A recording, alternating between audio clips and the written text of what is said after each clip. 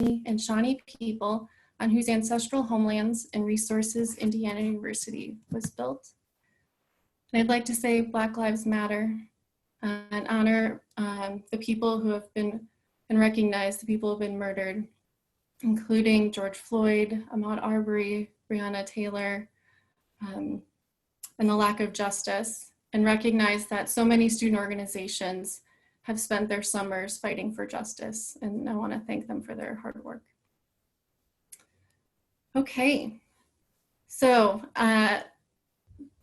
Allison, I can see you in the video. Did I introduce myself? Okay, good. I'm Mara Dahlgren. I'm the director of the Student Involvement and Leadership Center. I am joined by a number of colleagues who will jump in at the end for Q&A, and Allison Myron, our student organization coordinator, will join in a little bit. But I'm very thankful for your involvement and participation, and for our student organization leaders. I know this is a challenging time to be a president of an organization, and I want to thank you for your service and your hard work and for supporting your students. You provide such a meaningful college experience for so many students, and we're glad to have you leading right now. All right, Allison, I think I'll turn it to you. Hi, everybody. As Mara said, my name is Allison Myron, and I'm the Student Organization Coordinator with the Student Involvement and Leadership Center. I want to start by just saying we are going to be recording this session, so just know that if you ask a question that it'll be recorded, but also if you're an advisor that's tuning in, or if you're a student leader that wants to share this, we are going to be posting this afterwards for folks to view it that couldn't tune in live. We'll start by talking a little bit, I guess really quick too. We do have some questions that people submitted ahead of time, but the Q&A should be live on the bottom of your screen. So at any time, if you have a question, feel free to put it in there, and then if we don't address it during the presentation, we'll ask it at the end, or we'll answer it at the end.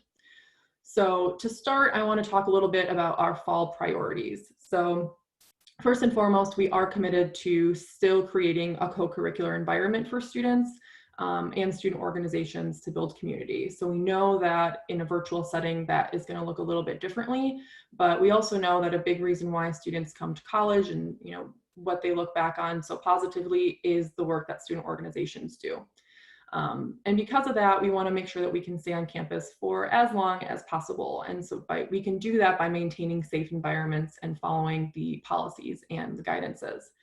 Our office is here to help you. We're going to be coming out with some resources shortly about how to shift maybe your student organization work into the hybrid model, because we know it's not going to be normal or like it was last year. Just a few quick updates from our center. So our walk-in hours are going to be adjusted. I know on our website, I believe right now it still has the ones from last year, but like, for example, my office only has a capacity of 2. So after I'm in there can only be 1 person joining me. So we'll most likely move most of the walk-in hours to a virtual setting, but we will have a staff member in the Student Involvement and Leadership Tower, or the Student Activities Tower, at least 1 on the 2nd and 3rd floor each day. So if you do have questions, we will be around and we'll be happy to help. The presentation today is really to help you set you all up for success in the fall, but if there are better ways to support you, let us know. Like I said, we're here to help, and we know that there's going to be a lot of changes, so feel free to shoot us an email at any point if there is assistance that you'll need. We're going to dive right in by talking about organization meetings, and we want to make sure that these meetings are still happening. We want student organizations to continue the work that they do throughout the semester. We know how beneficial even just the weekly update meetings can be for student organizations, and so we want to make sure that those are still happening as they have in the past. But because space is going to be limited on campus, as many of you probably know, the academic calendar is just being expanded a little bit. So classes are running later, and they're in all sorts of different buildings. And so because of the limited space, virtual meetings are going to be encouraged. And as you'll kind of see throughout the presentation, in-person meetings require just a little bit more planning. And so virtual meetings are going to be the quicker way to connect with your student organization. Any meeting that requires a space reservation or any scheduled meeting over 10 people will require a attendance list to be submitted on beINvolved within 2 business days of your event. So if you're reserving a space in the IMU, or if you are reserving a space even outdoors, you will need to, and it has over 10 people, the attendance list will be required, and we'll talk through a little bit how to do that. Less formal meetings. So for example, if you're meeting with just 5 of your officers, or just 3 of you are connecting in person, you'll need to keep track of that on your own. So let's just, for example, if someone does test positive in that group for COVID and the contact tracers need to know like who you've been in contact with, it will be easier if you have that documentation already prepared. So I was with these 2 other officers of my student organization, and we met here. The choice of documentation is yours. So if you just want to keep a notebook, or if you want to keep an electronic file, that's your choice, and we won't require that to be submitted. But just know that you should have that documentation prepared. And any in-person meetings are going to require masks and physical distancing. So just keep that in mind as you're planning for organization meetings. Okay, events and programs. Again, we also still want these to happen, but we're just going to have to look at a smaller scale and have those programs mostly happen outdoors. We also are going to encourage the virtual events and programs. We do think that those are possible. And even if an event is in person, we will ask you to consider hosting a virtual option too. So for students that might not feel comfortable attending the event, or for students that aren't on campus, even just providing a virtual Zoom room for them to tune into and catch the program, I think is going to be a better way to reach all students on campus. If you are looking at having an in-person event, consider an outdoor location first. There's going to be easier ways to maintain that physical distancing out in the outdoors, and larger spaces for you to use as well. There is a committee on campus looking at the open air venues, and a lot of those are going to be available to student organizations. So if you've been on campus, you might see some of those stages that are set up, the campus corners. So those are opportunities for a little bit more of passive programming, or ways for student organizations to still connect with people outdoors. For events and programs, like I said, we will be needing student organizations to create an event on beINvolved, as that's the way to facilitate the uploading of the attendance tracking. So I'll talk a little bit about creating an event on beINvolved in just a bit, but just know that you'll need to create an event so we can get that attendance list. And I'll stop for a second to say, a lot of these events and programs, and even the organization meetings, are just going to require more planning. So if you're typically maybe a person that waits to the last minute or wants to throw something together, you're not going to have great success doing that. So as much as you can plan in advance to make sure that you're setting your student organization up for success, I think that's going to be the easier way to go. As you might have already seen, any in-person event that is above 24 people will require approval from the University Event Request Committee. That is a committee, I think, of people made up across campus, and they're reviewing it for a few different checkpoints. And like I said, we'll talk about that in just a bit. But for events and programs, again, masks and physical distancing are going to be required for students. And then the last thing I'll say about events and programs is we really are going to rely on students' creativity to facilitate some of those events. So for example, if you're a student organization that typically does a lot of crafts, there's an opportunity to put together a craft bag, have students still come up and pick up all the supplies, and then do them individually if you can't get a space on campus. And then you can create that virtual Zoom room to still feel connected with people while you're doing that. So for events over 25, we are recommending to start this process at least 15 business days in advance.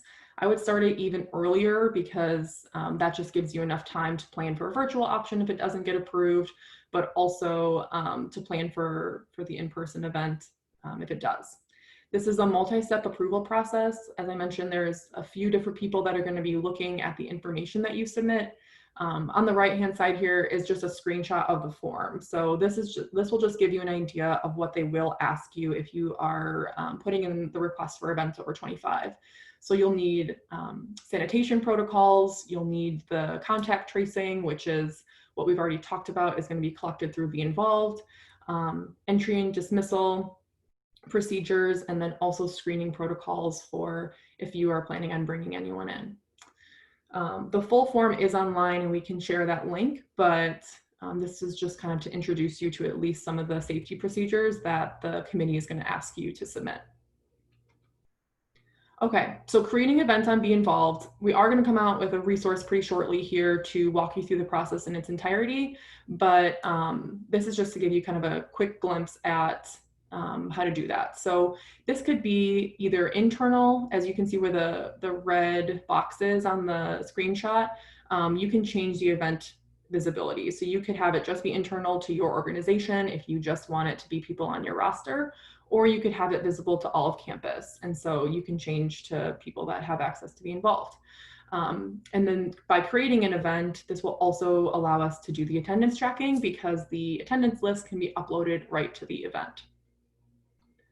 So the reason that we're doing the contact tracing is really to help with public health. And as you might have seen from the provost's email today, this really is going to require all of us to abide by the policies. And our office has no intention of using the list for any other reason than contact tracing. So it'll just live on beINvolved. And like I mentioned earlier, any event over 10 people, so I know that's a different number than the 25, but any event over 10, or if you're making a room reservation on campus, will be required to submit an attendance list.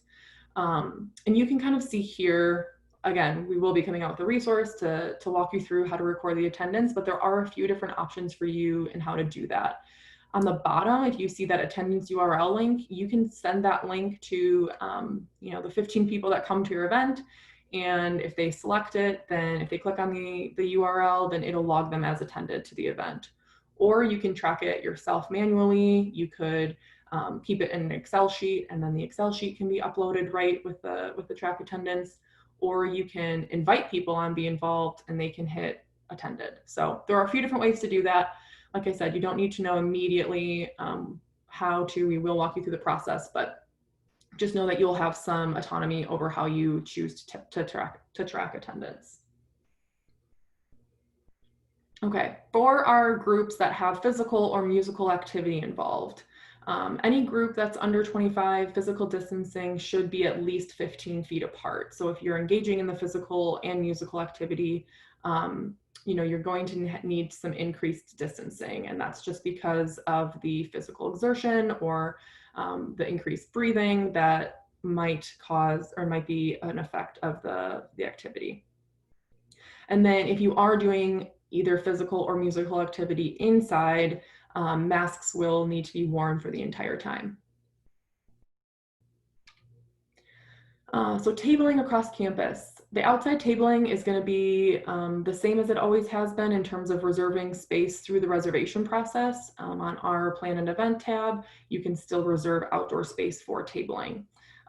One organization per location is going to be permitted, and instead of having, let's say, like a group of you at the table, there's just going to only be 2 people allowed per table for the hosting organization. We also recommend that the tabling events have limited contact with students. So for example, if you have like flyers that you typically give out, or if you would give out food or something like that, we're really going to discourage that. If you could give students like a URL, or if you could, or a QR code or something for them to click on for more information, that's going to be a little bit more of a beneficial way to table. And then indoor tabling will not be permitted on campus for the fall. So just the outdoor tabling will be allowed for the fall this year. Food. So I touched on this slightly in the last slide, but there won't be any self-service, so like buffet style or shared food beverages allowed. So like ordering a pizza, like a communal sort of thing like that is not going to be something that will be permitted this year. If food is an essential part of the event, so like for example, if you have an all-day retreat that students will, of course, need lunch for, then the food items that you provide will need to be commercially and individually prepackaged and labeled. People can bring their own food and eat it individually, but in terms of distribution from a student organization, you won't be able to provide any of that communal food. There is opportunity to think about grab and go options otherwise too. So let's say you have a meeting for 2 hours and then people grab food at the end and kind of bring it back to their apartment or their house, their residence hall to eat it there. So I know that food a lot of times is an incentive to get students to a meeting or, you know, like I said, an incentive for participating in a student organization. So maybe look at a more creative option like the grab and go. So student organization travel, unless it is deemed essential to the mission of the university, it will be prohibited. Local transportation within Monroe County is permitted for groups of 24 or fewer, but that's going to be just within Monroe County. And IU Funding Board, which typically student organizations can use for travel requests, will not fund any travel requests this year unless it is approved by the university. And travel will be that similar process of using the UERC for approval. Okay, accountability. As I mentioned earlier, we really want to make sure that these policies and guidances are being followed so that we can maintain the co-curricular environment for students as much as possible and stay on campus to have a fall semester. So individuals and or student organizations will be held accountable under the Code of Student Rights, Responsibilities, and Conduct for failure to comply with these policies. And it depends a little bit on the nature of the violation or the amount of times it has occurred. But failure to comply with these guidelines may include a written reprimand letter, either from our office or a sorority or from the Office of Sorority and Fraternity Life, with steps that must be completed to be able to host a meeting or event again. Charges under the Code of Student Rights, Responsibilities, and Conduct, loss of privileges, and or suspension from the university. Okay, next steps. We want to be honest, and I think everyone's probably already aware of this, but this is a situation that is pretty constantly evolving. So our office will work to communicate any changes affecting student organizations as quickly as possible. And these changes might come from a state level, from a local Monroe County level, or from the institution. So we will try to be communicating any changes as quickly as we can. And just to reiterate what we've kind of been saying already, but we are here to support you in your student org. We know that there are these new policies and procedures in place, and so we want to be able to help you all navigate those as much as we can. If we don't have an answer, as we're about to enter the Q&A part, if we don't have an answer, we will help you find it. We'll help you kind of navigate some of those bureaucratic red tape stuff on campus as much as we can. And as a reminder, we're all in this together. And I say that not to get the High School Musical song hopefully stuck in your head, but more so just to remind you that our office is really working on the virtual programming and getting the approval from the UERC. And so we are also in this new time and looking for creative ways to engage with our student organizations. So if you're feeling like a little bit frustrated, our offices and the other offices on campus as well are going through that same roller coaster of emotions, we'll say. Okay, just some additional resources to expect from our office. So we are going to have an advisor session, which is going to look pretty similarly to this one tomorrow at noon. So if you want to talk with your advisor about this information, they will have all the information from us tomorrow after that session. Our office is looking to come out with a virtual programming guide, so just tips for engaging your members virtually, how to conduct a Zoom, or how to get organized with some of those virtual programs. So we will be releasing that hopefully soon. I mentioned this, but also a guide to help you create an event on campus and how to track attendance on campus. The student involvement and fair information will hopefully be coming out soon as well. I know we mentioned this in the email, but we are going to host a virtual fair on August 27th. That's going to be from 4 to 7. If you are an organization that is approved for the 2020-2021 academic year, the primary contact of that organization can submit a form on beINvolved. And you actually are just going to be able to sign up directly right on beINvolved from your organization home. So if you haven't signed up for the form, don't panic. You can still participate, and we're going to do that right on beINvolved. And then like I said, we are navigating the approval process as well. So our office is planning on coming out with a guide to help you all plan for events over 25 and how to navigate that process. So lots of resources coming from us soon. I think, hopefully we can get those out to you all as soon as possible. But if you have any questions in the meantime, feel free to reach out.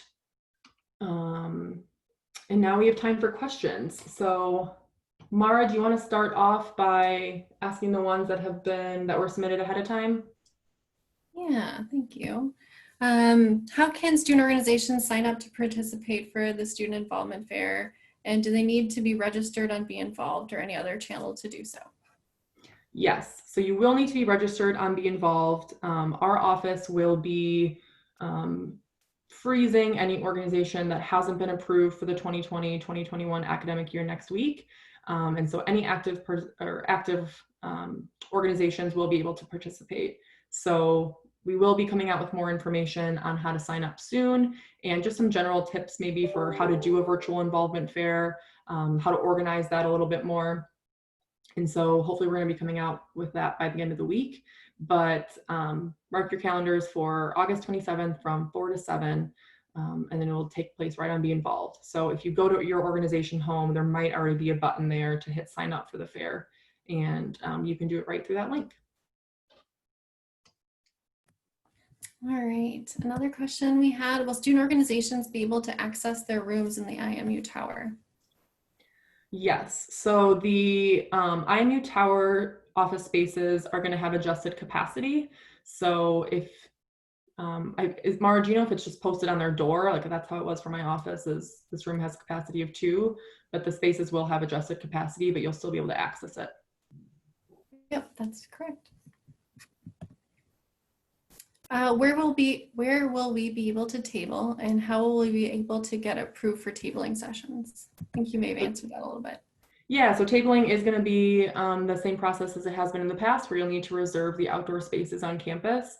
And that's through the space reservation form on our website.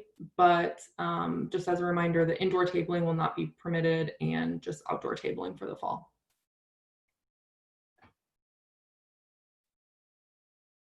Is that it from you, Mara?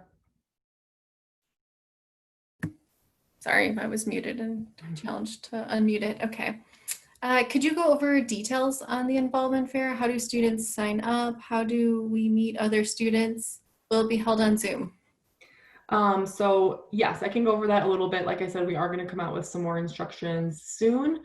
Once your organization signs up, you'll be asked to provide a link for connecting virtually. So you could use like Google Hangout if that's your preference, but you can also use Zoom.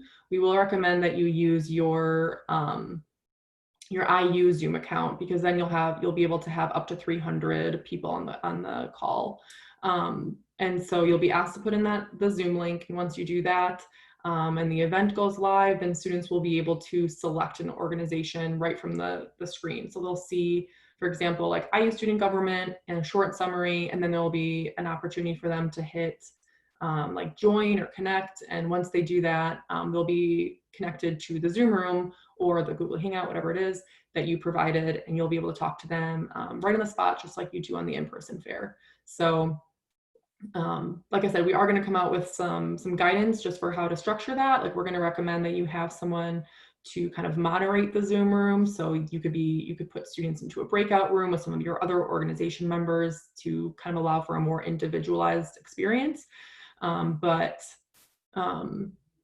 you will be able to meet other students through that way. You'll be able to meet student organizations, and this will give everyone an opportunity to participate regardless of where they are.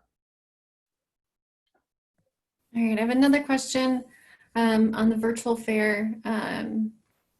We had someone submit, I went to the beINvolved page and signed up for the virtual fair, but it was just a personal RSVP. Is that okay? Yes, but we will have a link for your organization to sign up. And then, like I said, you'll be able to provide the link, the Zoom room or the Google Hangout link there. So we're going to do like a test virtual fair tomorrow. This is brand new technology. It came out at the beginning of August. And so we're going to do like a test virtual fair and provide you the instructions to kind of walk through the process. Great. I have one on food. You mentioned that grab and go might be a way to be able to have events with food. Does this get around the no cell service requirement, or is it just another way to serve prepackaged food? Mara, do you know this one? Does it get around the no cell service requirement? No, you do need to have it prepackaged. It all needs to be prepackaged individually so that people, it's not like buffet or family style. I think you can get creative with this one. So it could be like a grab and go where you grab it and then social physical distance in bigger spaces outside or in meeting rooms. So maybe just think about how you could use food differently instead of sitting in small groups together eating. It can be grab it and sit 6 feet apart from somebody else.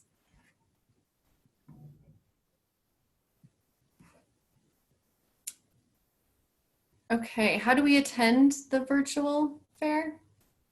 The test virtual fair we're probably just gonna do with like the university student organizations within the Student Involvement and Leadership Center. The test one was really just gonna be like a way to make sure we know how organizations, what it looks like on their end, and what it looks like on the student end. So it's not gonna be a real fair, I guess, if that makes sense. It's really just gonna be an opportunity for us to see the process firsthand and make sure that we are providing the support to both students and student organizations so they feel comfortable doing the virtual fair. I did see a question about emailing the slide deck out. Yes, we can certainly do that, and we'll put it in beINvolved too as a resource. Yes. I had another question. I have a few questions which are probably specific to our organization. What is the best way to address these? The best way to address them is probably by emailing the Student Involvement and Leadership Center so we can get to the right person. That email address is on the next slide, and I will just put it up rather than trying to say it out loud. So if you want to just email them to that email address, we're happy to answer them if they're specific to your org. Okay, do all these rules apply to club sports? We have been told there will be no support for club sports this semester, but our club has already registered with beINvolved in the spring. So are we considered an active student organization? Yes, you are still considered a student organization, and all of these policies and procedures do apply to club sports. Brad or Laura, do you have anything to add about support for club sports on that?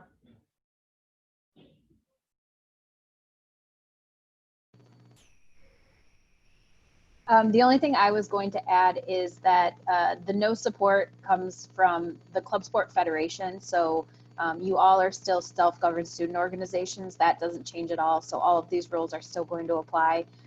The support that you're probably referring to with required forms and attending meetings and things like that are part of being a part of the Club Sport Federation, which is the portion that's temporarily suspended. But everything else is going to apply, and you all are still self-governed student organizations on campus.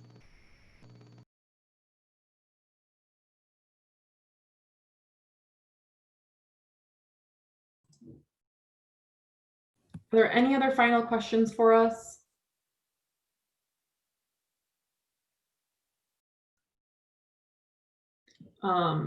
Okay, well, if there's not any other, oh wait, is there still an in-person option? So right now there's not going to be an in-person fair. Our office is looking at potentially providing one in September. Our hope is that we would be able to make that work. But just like I mentioned earlier, our office is going to have to do pretty extensive planning to make that happen. And so we will need a little bit more time than maybe the August 28th date that we originally had planned. So fingers crossed that we can still offer an in-person fair, because we know that is a really valuable experience, both for student organizations and for students.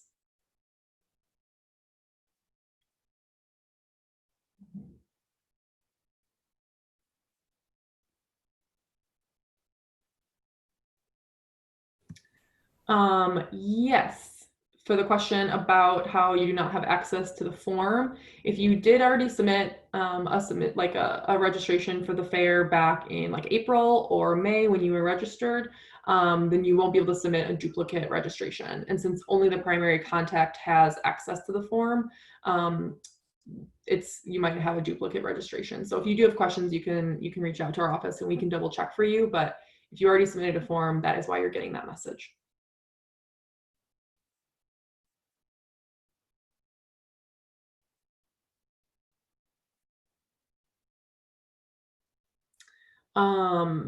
So the form that we created for the involvement fair, sorry, I'll read the question out loud.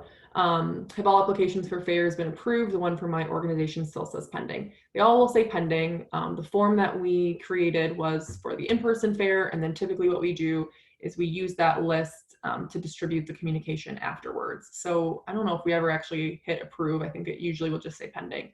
But what we'll do is we'll use that list to still send out information about the involvement fair, and then make sure that our organizations that maybe haven't signed up still get the opportunity to do so.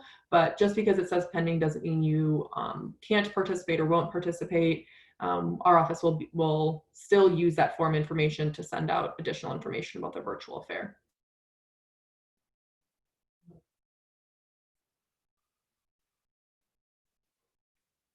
Any other final questions?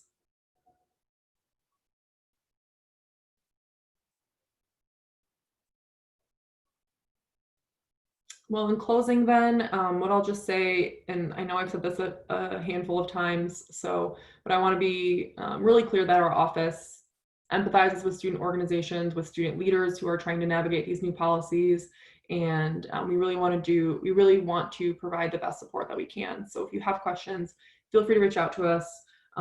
Like I said, I will leave the email up here for just a minute so you all can jot that down if needed. But if you have any specific questions, I think that was mentioned in one of them, feel free to let us know and we're happy to help. So otherwise, I will let you all go for the evening. And I look forward to seeing you all soon. Bye, everybody.